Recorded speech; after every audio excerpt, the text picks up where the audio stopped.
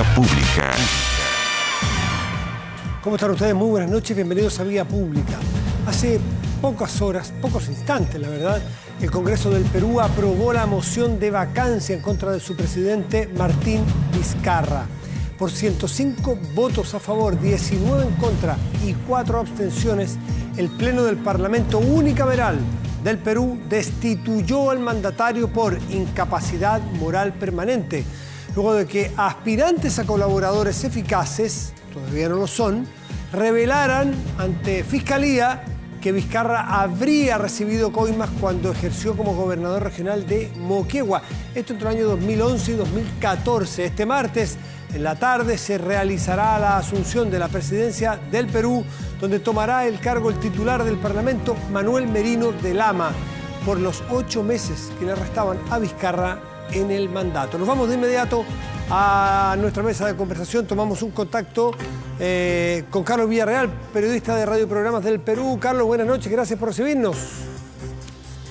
Hola, ¿cómo están, amigos? Un gusto de saludarlos ahí en Santiago. Bueno, para no quitarte mucho tiempo, porque sabemos que están ocurriendo muchas cosas y tú tienes mucho ahí que trabajar, informar y despachar, que nos cuentes en qué va, que nos explique y nos contextualice un poco esta vacancia, este derrocamiento, por así decirlo, legal del presidente Vizcarra. Bueno, a esta hora de la noche hay aquí en Palacio de Gobierno una sesión del Consejo de Ministros y en minutos, calculo yo, 15 a 20, el presidente de la República, aún presidente, va a brindar un pronunciamiento. Lo que sí ha trascendido es que él va a aceptar la decisión del Congreso de la República, que tuvo una votación inesperada, ¿no? 105 votos por la vacancia, se requería 87. Y se especulaba mucho en torno a que no se iba a llegar a la cifra, ¿no?, mínima establecida por la Constitución. Sin embargo, esta se superó largamente, con los votos básicamente de los partidos políticos Acción Popular, Alianza para el Progreso, Somos Perú y FREPAP. Entonces, esto hace que el presidente del Congreso mañana jure como presidente de la República, y esto debido a que no tenemos vicepresidentes. Ustedes saben que Martín Vizcarra era vicepresidente, el primer vicepresidente cuando renunció Pedro Pablo Kuczynski, y Mercedes Arauz, que era la segunda vicepresidenta, renunció al cargo. Así que, por la Constitución, ante la falta de 2 vicepresidentes, asume el titular del Congreso. Esto ocurrió ya hace 20 años, cuando Valentín Paniagua era presidente del Congreso y tuvo que asumir la presidencia de transición tras la renuncia de Alberto Fujimori. Claro. Bueno, y hay protestas en estos momentos en diversas plazas de la capital. La Plaza San Martín, por ejemplo, que es una de las más céntricas, está a unas 7 u 8 cuadras del Palacio de Gobierno, está con gente que protesta obviamente por la vacancia del presidente Vizcarra. Pero esa protesta, ¿qué es en apoyo al presidente Vizcarra? ¿Es el apoyo popular? Sí, en apoyo al presidente Vizcarra, al menos la que hemos tomado conocimiento de acuerdo a la cobertura de los medios de comunicación. No, están en contra de la decisión del Congreso. Hay inclusive algunos líderes políticos participando, como Julio Guzmán, quien es virtual candidato a la presidencia de la República. Pero hasta el momento, salvo un hecho lamentable ocurrido en la puerta del Congreso, les cuento que un congresista, Ricardo Burga, que es el vocero alterno de la bancada de Acción Popular, que es la mayoritaria en el Congreso en estos momentos, estaba declarando a los periodistas y vino un joven, ¿no?, y le propinó un puñete, ¿no? Y bueno, eso fue el incidente más lamentable, ¿no?, que todos por supuesto condenamos, porque Carlos, no aceptamos actos de violencia. Por supuesto. Carlos, algunas precisiones que nos hace falta para entender el contexto. Una, ¿ha habido algunas encuestas en las últimas horas para saber hasta qué nivel la ciudadanía defiende o no la acción del Parlamento o a Vizcarra? ¿Qué es lo que va a pasar allí? ¿Hay algo? Bueno, se conoció una encuesta hace poco, hace unos días, en la cual cerca del 75% de los entrevistados no estaba de acuerdo con que el presidente de la República sea vacado. Estaba de acuerdo con que termine su mandato el 28 de julio del 2021. También, por supuesto, esta encuesta estaba en favor de que el presidente sea investigado, ¿cierto?, a nivel de la Fiscalía. pero al parecer esto no ha sido, pues, Claro. digamos, un obstáculo, ¿no?, para los congresistas que han decidido vacar. Lo segundo, que en las crónicas que leemos desde el Perú hablan de las acusaciones que provienen de aspirantes a beneficiarios de la delación compensada. Es decir, esto de esta decisión política tiene que ver con filtraciones de la Fiscalía, con versiones de prensa. Todavía no hay una denuncia o una condena a firme contra el presidente Vizcarra, ¿no es así? No, exactamente. Se trata de aspirantes, acá le decimos colaboradores eficaces. Sí, también. Justicia. Obviamente, acá tienen que ser estas declaraciones corroboradas, ¿cierto? Porque si no perderían esa condición o no llegarían a ser colaboradores eficaces. Estos testimonios, estas declaraciones han sido difundidas por algunos medios. Sin embargo, muchos congresistas ya dan por hecho actos de corrupción, ¿no? El presidente obviamente tiene derecho a la defensa. Ha dejado muchas dudas el presidente, eso sí, hay que reconocerlo. Sus declaraciones en entrevistas han sido muy poco claras. Inclusive ha mentido en algunos casos. Pero cuando se hace referencia a la investigación en Fiscalía, todavía es preliminar. Es más, no puede haber ninguna acción penal hasta que el presidente no deje el cargo. Bueno, ya lo va a dejar en unas horas. Y bueno, ahí podrían tomarse algunas medidas coercitivas. Pero esas declaraciones de aspirantes a colaboradores eficaces todavía no han sido corroboradas. Entonces, lo que se dice aquí es que ya se le condenó al presidente, ¿no? Además, por un concepto muy vago, que es la incapacidad moral permanente. Y este concepto estaba referido básicamente a la salud mental de un presidente de la República, ¿cierto? Sí, claro. Por ejemplo, que tenga, no sé, una demencia, algún problema. Exacto. Entonces, hay además, cuando se presentó la primera moción de vacancia hace mes y medio, el gobierno presentó una demanda competencial ante el Tribunal Constitucional con el fin de que aclare justamente este concepto y si es que efectivamente el Congreso estaba respetando la Constitución al debatir una moción bajo estos términos. Todavía no se ha resuelto esa contienda competencial, pero ya el presidente está vacado. Mira, es curioso porque podría ser que el Tribunal Constitucional falle en favor de Exacto. Vizcarra sobre la primera petición de vacancia, con lo cual quedaría de inmediato inhabilitada o desacreditada esta acusación que lo saca del Palacio. Entonces se produce una situación bien anómala. ¿Cómo se puede resolver? El concepto de incapacidad moral permanente. O sea, todos estamos de acuerdo acá. El presidente tiene que ser investigado. Sí. ¿Ok? Es cierto, son aspirantes a colaboradores eficaces, pero los testimonios coinciden. Perfecto. Entonces, aquí la Fiscalía tiene que actuar. Eso nadie lo duda. Por último, Carlos, Pero, para no quitarte tiempo, ¿hay elecciones en abril, si no me equivoco? 11 de abril. 11 de abril. ¿Vizcarra puede ser candidato? No puede ser candidato. Perfecto. Carlos Villarreal, periodista de Radio Programas del Perú, le agradecemos en esta noche tan ajetreada y noticioso allí en Lima. Nos atiende, se da el minuto para atender a Televisión Nacional de Chile. Gracias, Carlos. Hasta la próxima. Gracias, un gusto. Gracias. Bueno, ahí estábamos en directo desde Lima, Perú, con lo que está ocurriendo. En 10-15 minutos más el presidente Vizcarra, que está reunido con sus ministros, va a hablar y vamos a ver si es que acepta la renuncia que le ha pedido el Congreso o el Parlamento en este momento, o se ampara en esta decisión todavía que no sabemos cuál es el del Tribunal Constitucional. Está todo por ocurrir en Perú, estaremos atentos sin duda. Y nosotros vamos a cambiar de tema rápidamente, nos vamos más al norte todavía, nos vamos a hablar sobre lo que ocurre en Estados Unidos, porque también el fiscal Barr hace pocos minutos, yo lo leí recién nada más, autoriza a los fiscales federales a que se investigue las denuncias de Trump, las denuncias serias, dice, no las fantasiosas, las denuncias que tengan visos de seriedad. Jaime Baeza, doctor en Ciencias Políticas de la Universidad de Chile, analista, nos ayuda a entender qué es lo que está ocurriendo y cómo podemos leer esta última noticia. Jaime, buenas noches, gracias por esperarnos. Hola, ¿cómo estás? Buenas noches, un gusto. A ver, el fiscal Barr es un funcionario que está al servicio del presidente Trump, de hecho es un aliado del presidente Trump, y el presidente Trump muchas veces lo ha criticado por no ser lo suficientemente aliado, por impresionante que suene. La verdad es que lo que indican todos, y aquí yo creo que más que un politólogo, un cientista político, parece que se necesita un experto en ciencias ocultas para saber qué es lo que están pensando y qué es lo que viene.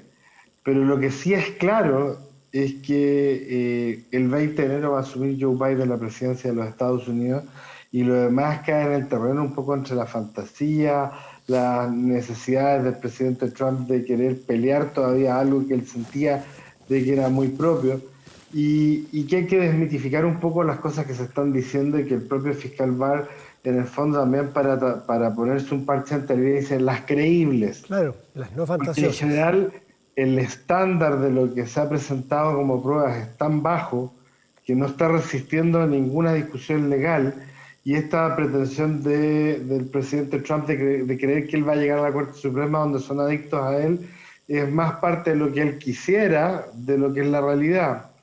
Y aquí hay otro problema súper importante que en el fondo está debajo de todo esto. El presidente Trump reclama desde cuándo los medios de comunicación, que además él les califica de irrelevantes, deciden quién ganó la elección. Si el problema es que los medios de comunicación no decidieron quién ganó la elección. Ellos constatan un hecho matemático en un sistema descentralizado que controla las elecciones, porque esto es a nivel estatal. Y por eso no hay un llamado de un servicio electoral como el nuestro a nivel nacional. Pero no son los medios de comunicación los que han dicho ganó Biden, ganó Trump. Es simplemente que matemáticamente, de acuerdo a lo que reportan los propios estados, ganó uno u otro. Segundo, ¿cuándo van a hacer muchas de estas acciones judiciales si todavía los estados no terminan de certificar? De hecho, varios ni siquiera han empezado a hacer la certificación del resultado de las elecciones. Pero eso es normal, ¿no? Eso siempre ha sido así. Es totalmente normal. Y ahora la están emprendiendo, por ejemplo, contra el secretario de Estado de Georgia, del estado de Georgia, y es republicano, y es que hasta hace 2 semanas atrás el presidente Trump decía admirar.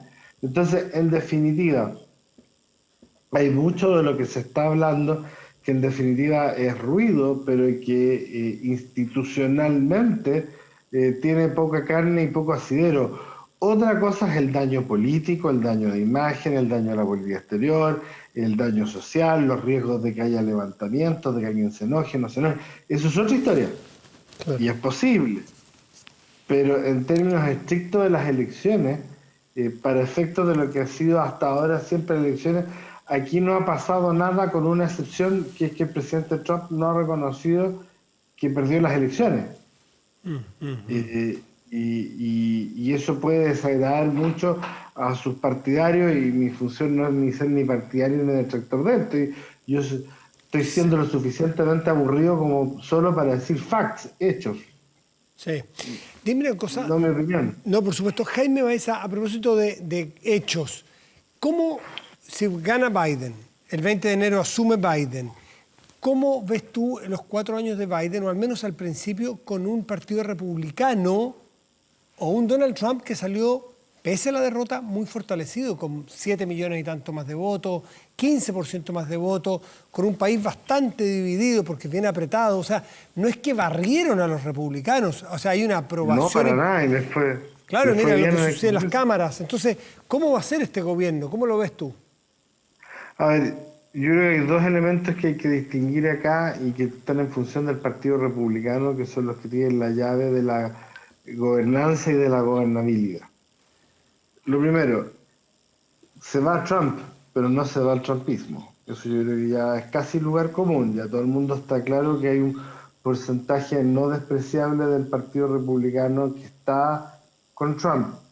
¿Qué va a hacer Trump? Irse más a largo en la Florida, instalarse y ser un kingmaker y decidir quién sí, quién no, sobre todo pensando en las elecciones al Congreso en 2022. Sí, es probable que lo vaya a hacer. ¿Va a ser candidato el 2024, como pareciera ser que muchos de sus cercanos están diciendo? Eso ya es más complejo.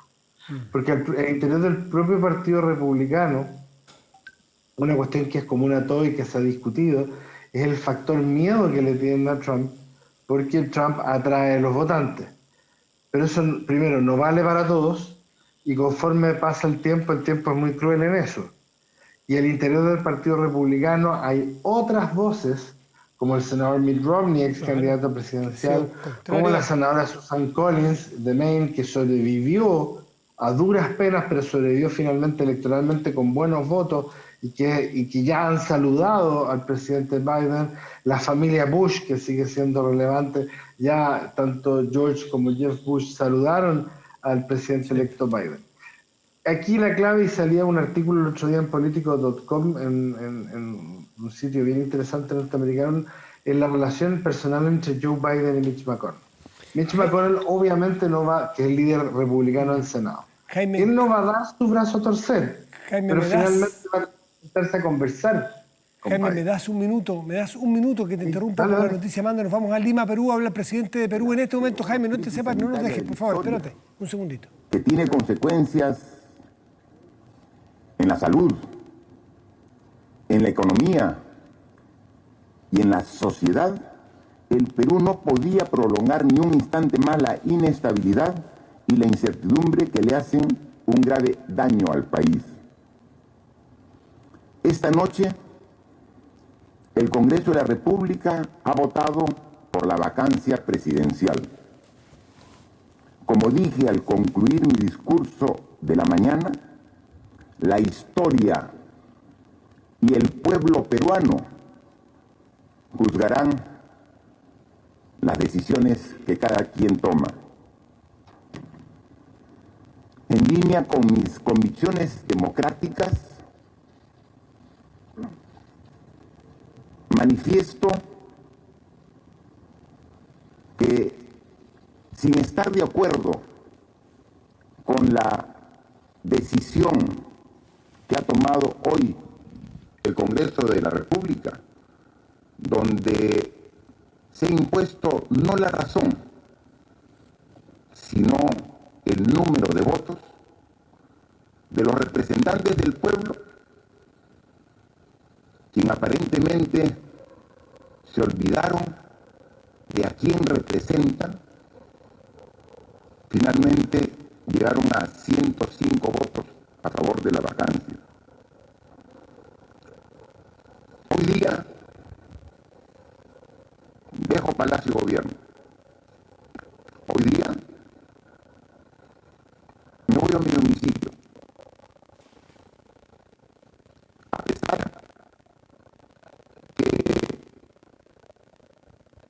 hay innumerables recomendaciones para que...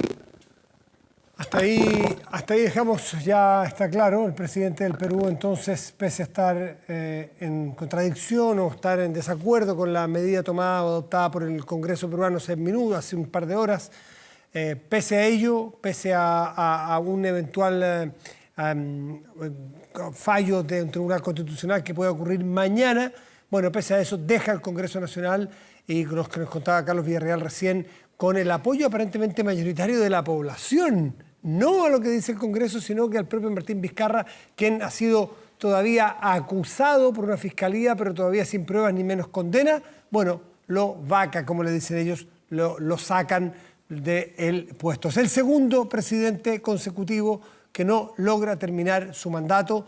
Los dos, Pedro Pablo Kuczynski y Martín Vizcarra, que era su vicepresidente, terminan siendo destituidos de su cargo en Perú. Volvemos de inmediato con Jaime Baeza, doctor en Ciencias Políticas de la Universidad de Chile. Estábamos viendo lo que ocurre en Estados Unidos. Jaime, te pedimos disculpas por la interrupción, pero ya tenemos la noticia ahí en directo desde Lima, Perú. Sabemos ya lo que ocurre. Los análisis vendrán luego. Jaime, retomemos, por favor, y gracias.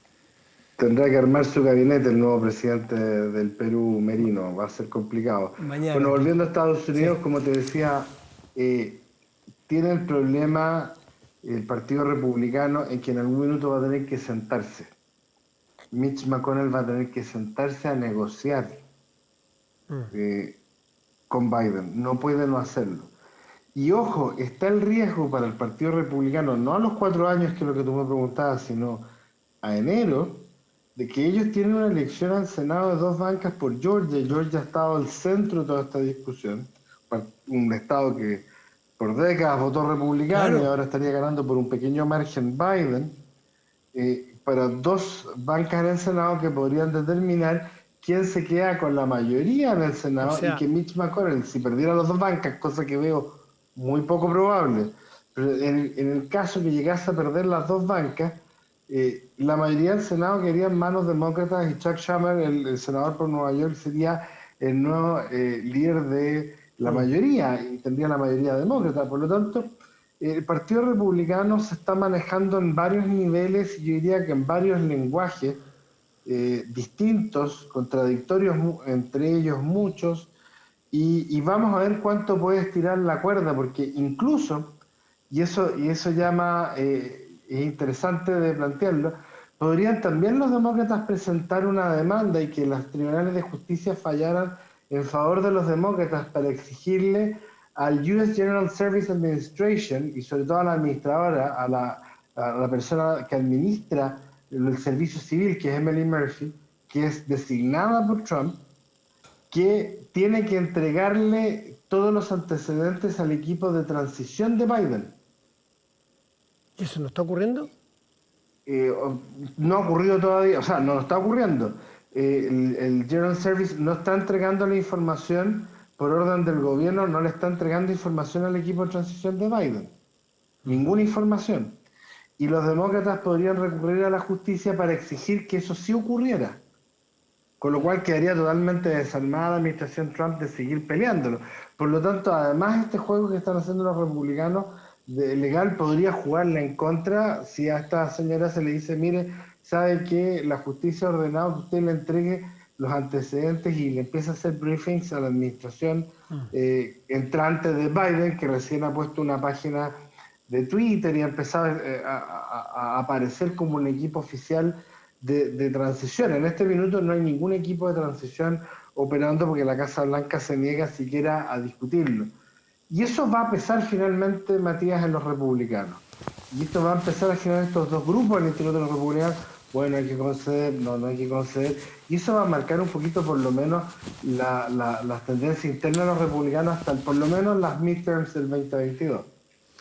Bueno, es tremendo lo que está pasando y las prioridades ya puestas por Biden, ¿eh? Clarísimamente, o sea, con la actitud de Trump, más allá de lo que ocurra al final, pero la actitud de estos días de Trump de no ser un ganador, un perdedor ejemplar o un perdedor que acepte, pone a Biden en una posición de mucha relevancia, ¿no es cierto? Se hace ver como un estadista casi como guardando las proporciones posguerra, esos que logran unir, intentan unir. Yo creo que dicho en fútbol, es un pase-gol que le hace Trump a Biden, ¿no? Y pone claramente sus prioridades, ¿no es cierto?, en el COVID, en la recuperación económica, entre otras cosas, como fundamento. ¿Cómo ves tú a Biden en estos primeros horas como presidente electo? Lo que pasa es que Biden representa a otra generación dentro de la política norteamericana. Él es un baby boomer, ¿no? De la generación que crece después de la posguerra y que se desarrolla sobre todo en los 80 y en los 90 en política, y que era un negociador innato. Sus grandes amigos, bueno, Lindsey Graham están medio peleadillos ahí, que senador por Carolina del Sur, pero John McCain, Lieberman, era gente que tenía décadas de experiencia en el Senado y décadas de saber negociar. De hecho, amigo de Mitch McConnell, del líder republicano del Senado, sin más lejos. COVID, recuperación económica, pero un detalle no menor: hablar al teléfono con el primer ministro de Canadá, Justin Trudeau. Es decir, también ya se está dando el espacio para presentarse incluso en política exterior, de hablar con el mundo.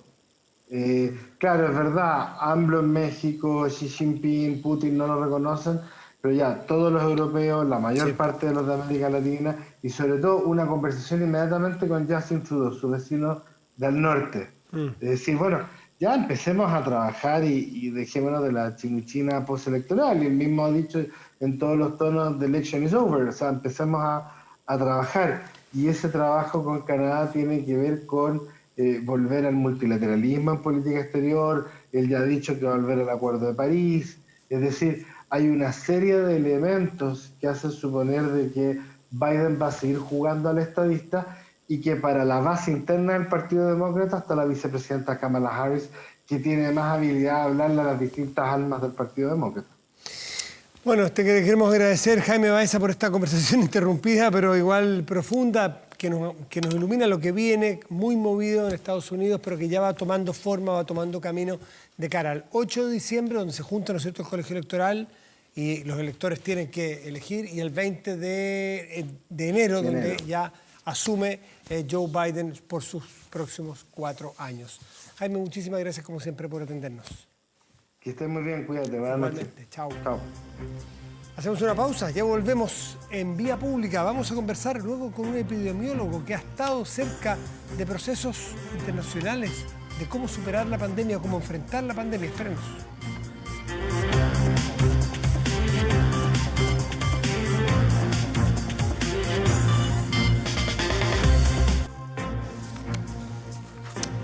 La pandemia que da vuelta al mundo y que nos tiene de cabeza durante los últimos 12 meses, 11, 10 meses, que ha recorrido todos los continentes sin distinción prácticamente. Hoy tuvo un día de esos iluminados, de esos días esperanzadores con el anuncio de Pfizer. Pero también sabemos que viene pronto probablemente un anuncio de otros laboratorios con vacunas, con la llegada de vacunas, con el anuncio de pruebas exitosas, en fin, estamos en esos momentos. Pero no está todo ganado, no está todo solucionado, la vacuna no es mañana, la vacuna no es para todos, la vacuna... Hay que seguir comportándose de una determinada manera, hay que aprender a vivir y seguir viviendo de la manera que hemos logrado vivir hasta ahora. Y hay países y hay sociedades que lo han hecho mejor que otras, que han tenido más éxito y de que ellas hay que aprender, qué duda cabe. Y una de esas sociedades es la neozelandesa, de la cual se ha escrito mucho, hemos podido leer su experiencia y para ello vamos a conversar con Luis Villa, que es un epidemiólogo español, investigador de salud pública en el hospital de Millmore de Auckland, quien ha cumplido un rol clave en el control de la COVID justamente en Nueva Zelanda. Está con nosotros Luis desde Auckland, ¿no es así? Luis, muy buenos días para ti, gracias por recibirnos. Hola, sí, buenas tardes ya para mí y creo que son noches para vosotros. Nada, gracias por invitarme. Bueno, no sé si tú, que has tenido tanta experiencia en el manejo de la COVID allá, también significa para ti, que lo lees desde la mirada más especialista, lo que ocurrió con el anuncio de Pfizer como un día de mucha esperanza en lo que viene. ¿Lo lees igual? Bueno, los profesionales somos un poco más cautos, sí, digamos con moderado optimismo, por decirlo así. Sí, hay que considerar una serie de cosas. La primera es que, bueno, es el anuncio de la empresa. Lógicamente, ellos pues siempre lo anuncian con mucho optimismo. Todavía no hemos leído nada de lo que se ha publicado, no sabemos muy bien exactamente en qué se basan para decir que es efectiva al 90%, ¿no? Pero bueno, en el caso que así lo sea, como tú decías en la presentación, la vacuna pues va a ser una ayuda, pero no va a ser la solución definitiva por una serie de razones. Por supuesto. Entonces tenemos que seguir empeñados en, mientras no se solucione esto, que no sabemos si va a ser en definitiva o si va a haber una solución, empeñados en aprender formas de vida, aprender formas de control social, entre otras cosas. Y entiendo que tú en Nueva Zelanda has participado en esto que ha sido exitoso, muy exitoso. ¿Nos puedes contar cuáles son la esencia de lo que ha ocurrido, cómo lo has manejado y cómo lo ves hacia adelante? Sí, correcto. Sí, yo tengo un grupo de investigación que trabajamos en salud pública, como dices, y bueno, estuvimos muy involucrados en hacer el modelaje de la epidemia y en proponer medidas de intervención, bueno, basadas en la evidencia que teníamos entonces, que no era mucha. Ahora sí ya es bastante. Ahora sabemos mucho más de lo que sabíamos en marzo cuando empezó la epidemia. Y lo fundamental en Nueva Zelanda, el éxito ha sido pues una combinación de un liderazgo muy claro y muy serio desde el principio, un liderazgo político, y el liderazgo político puesto al servicio de la ciencia. La primera ministra fue muy clara desde el principio que sus decisiones iban a ser basadas en la ciencia y en las recomendaciones de los profesionales de la salud. Y esto junto con una involucración de la población, que yo creo que en muchos países se está fallando un poco en esto. Se pone a la población, digamos, como algo negativo, como un factor que está influyendo negativamente en el control de la epidemia, cuando necesitamos una colaboración de la población para que el control de la epidemia sea efectivo. ¿Y eso pasa por dónde? Poner a la población en colaboración, ¿pasa por la educación, por convencer, por involucrar? ¿Dónde crees tú que radica ese manejo que nos hablas tú en el éxito que ha mostrado hasta ahora en Nueva Zelanda? Yo la palabra creo que es convencer, tú lo has dicho, porque educar es importante, pero también es importante cómo se presenta esta información, cómo se educa a la población. Y que la población comprenda, o que todos comprendamos, que somos parte de la solución y que sin nosotros no va a haber solución, por mucho que las autoridades sanitarias y las autoridades políticas implementen medidas adecuadas. Esto es muy importante de transmitirlo y de comprender y de hacer partícipe a la población de estas medidas de control. Bueno, lo que tú dices, hablas desde la ciencia, tiene una mirada que es absolutamente política, porque podemos tener un montón de certezas científicas, pero si no tenemos buenas políticas en los países, no tenemos diálogo, no tenemos diálogo social, no tenemos confianza en nuestras autoridades, muy difícil de que estas autoridades nos convenzan, por razón que tengan, porque no les vamos a creer. Correcto, es importante que se transmita el mensaje de forma adecuada, y si vemos los países que han tenido mejor respuesta, este ha sido uno de los factores claves, un liderazgo político que ha sabido transmitir el mensaje de forma calma, con calma, con un respaldo científico en el mensaje que se ha transmitido y con unas medidas adecuadas a la gravedad del problema. Y unas medidas adecuadas también que, cuando han tenido que ser muy duras, como el confinamiento de toda la población, se han explicado de forma adecuada. Es decir, se ha explicado bien que si esto no sucedía, las consecuencias a medio y largo plazo iban a ser mucho mayores. Entonces, se ha sabido pedir un sacrificio durante un cierto tiempo para basar los resultados de ese sacrificio en una recuperación económica y una recuperación social a medio plazo mucho más rápida. Y eso ha sucedido en países como Nueva Zelanda,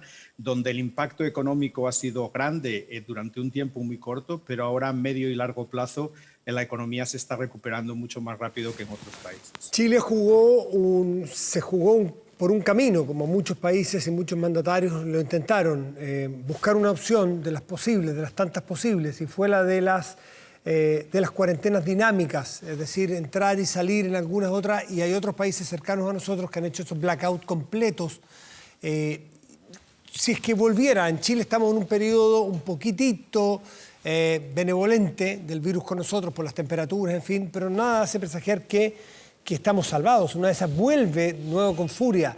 ¿Qué camino crees tú que es el más apropiado? No sé si conoces el caso de Chile o de Perú y Argentina, que tomaron el camino distinto.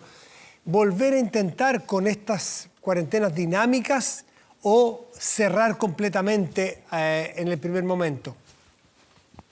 Sí, no conozco en profundidad, pero sí que conozco un poco las respuestas en los países latinoamericanos, y la verdad es que es muy difícil, no hay una solución perfecta, la solución tiene que adaptarse a la realidad del país, y los países son distintos. En Nueva Zelanda tenemos que decir que bueno, hemos tenido muy buen resultado, pero también es un país donde, digamos, por el aislamiento geográfico que tenemos, ha sido más o menos fácil, por ejemplo, el control de fronteras, el controlar por ser isla. No solo las personas, son dos islas, no solo las personas, sino el transporte de todas las necesidades que se hicieron dentro y fuera de la isla.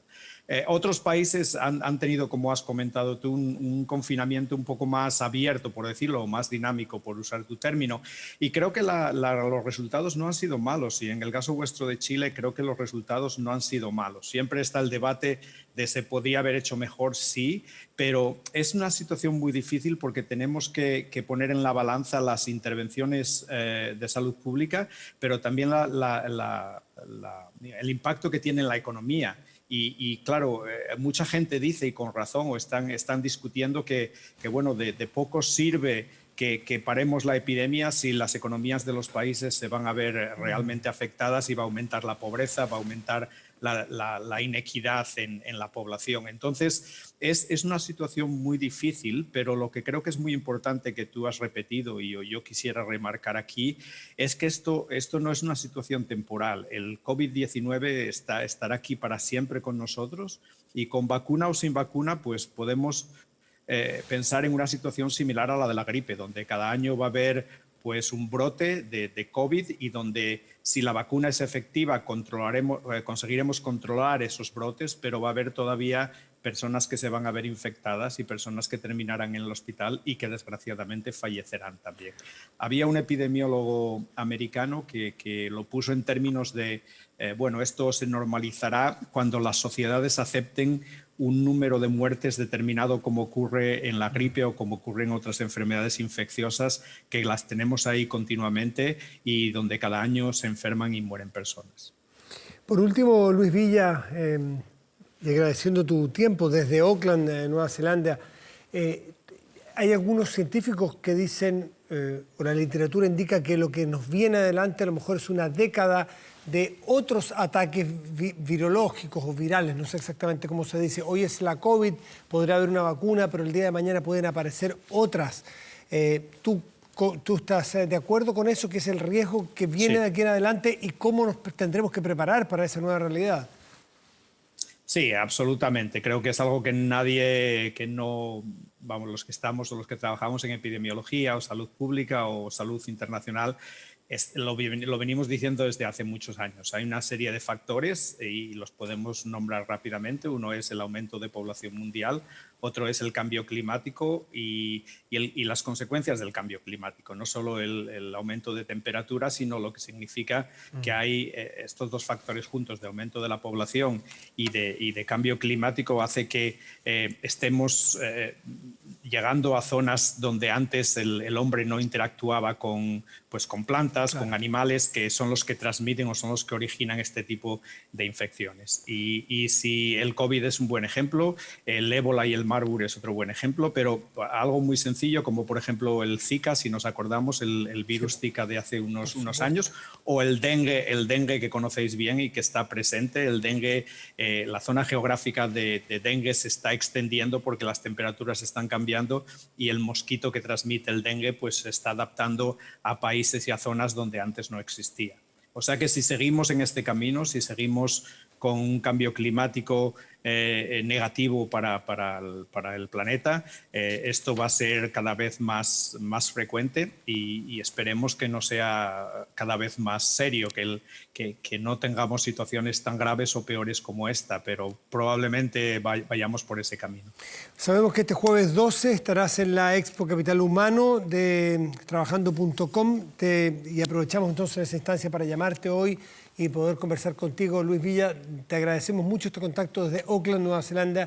Nos cuentas la experiencia que te ha tocado vivir tan desde cerca en el hospital de Middlemore, Auckland.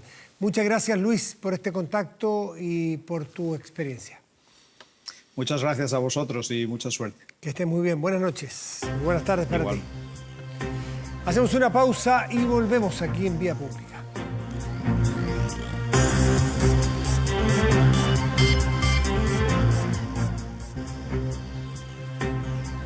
Aumenta la delincuencia, no grave robos, evítelos con Tepillé. La empresa líder en seguridad preventiva con monitoreo de cámaras de seguridad y audio disuasivo en tiempo real. Tepillé protege 24/7 su empresa y también su hogar. No sea usted la próxima víctima y contrátelos en tepillé.cl. Vamos a la pantalla y revisamos nuestro portal de noticias 24horas.cl. En este momento está encabezado por la siguiente noticia. Brasil suspende pruebas de vacuna para COVID-19 de Sinovac por efecto adverso. Una buena, una mala. Así es este lento avance en las vacunas, ¿no? Pero tranquilo, porque ha habido otras suspensiones de pruebas de vacuna en otras partes hasta que se pruebe cuál es ese efecto adverso. Más detalles de esta noticia en 24horas.cl. Pausa y volvemos en Vía Pública. La alegría.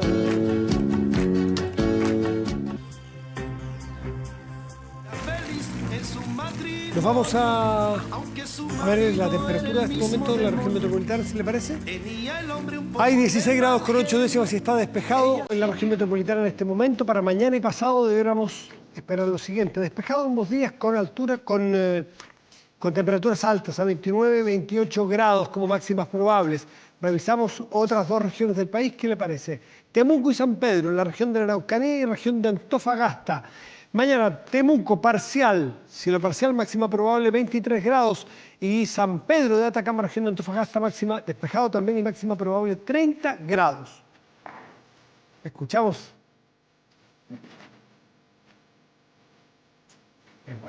Bueno, sale, nada que ser. Bueno. Cada 9 de noviembre, como siempre, sin tarjeta, te mandaba un ramito de violetas. Cantaba el gran Salo. En 1985, sin saber si este día se transformaría en una efeméride popular dedicada a su figura, tal y como reza su propia canción, que escuchamos de fondo, el ramito de violetas. El 9 de noviembre, el cantante chileno es celebrado y recordado en redes sociales y la cultura popular, por lo que este año decidió aprovecharlo y realizar un concierto por streaming para agradecer el cariño de la gente. Un ramito de violetas fue editado en 1985 dentro del disco Amor sin trampas y se convirtió en uno de los mayores éxitos del cantante. El tema fue publicado originalmente por la española Cecilia en 1974. Con el Salo nos dejamos. Muy buenas noches, gracias por venir. Chao.